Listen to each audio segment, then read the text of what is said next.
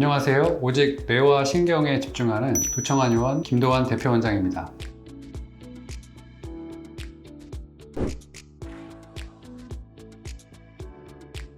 손발이 저리고 화끈거리는 증상들이 사실은 일반인들도 일시적으로 겪을 수는 있어요. 그래서 하루 이틀 그러다 괜찮아진다고 하면 굳이 병원에 가서 검사를 하지 않으셔도 되고, 그 좋아진 상태가 좀 잘 유지가 되는지만 보시고, 만약에 잘 유지가 된다고 하면 그냥 걱정 없이 생활하시면 되고요. 근데 예를 들면 손발이 저리고 화끈화끈 하는데 이게 며칠이 지나도 잘 낫지 않는다, 그리고 시간이 지났더니 조금씩 심해지는 것 같다, 이럴 때는 병원에 가셔서 검사를 꼭 받아보셔야 됩니다.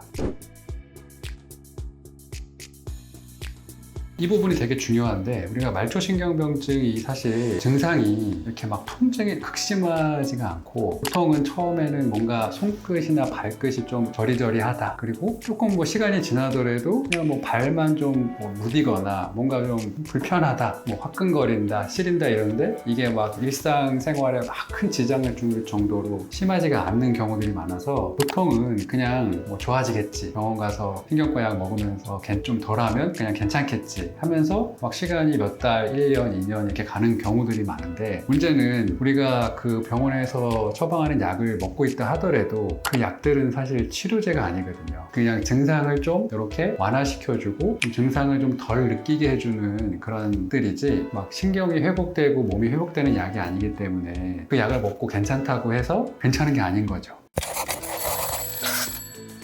그런 약들을 먹고 괜찮은 줄 알고 계속 지내다 보면 그 증상들이 점점 퍼져나갑니다. 예를 들면 발바닥만 그랬는데 저리고 화끈거리는 증상이 점점 발등으로 올라오고 종아리로 올라오고, 이게 심한 분들은 허벅지에서 아랫배까지 올라오는 경우들이 있어요. 또 이게 이제 처음에는 감각만 좀 이상했는데 뭔가 저리고 화끈거리고 시리고 감각이 무디고 막 이런 것만 있다가 이게 더 진행이 되면 운동신경까지 문제가 됩니다. 그럼 그때는 걷는 것들이 이상해지기 시작해요. 걷기가 똑바로 이렇게 중심 잡기가 힘들다거나 다리에 좀 힘이 자꾸 빠진다거나, 그래서 휠체어를 타고 오시는 분도 계세요. 그러니까 그때까지 가게 되면 사실 치료가 되게 쉽지가 않으니, 만약에 내가 어떤 발이 막 저리고 시리고 증상들이 병원에 가서 검사를 했는데도 이상이 없고 이런 상태가 몇 달이 지속된다고 하면 더 이상 방치하지 마시고 꼭 한의원에 내원하셔서 치료를 받으시기 바랍니다.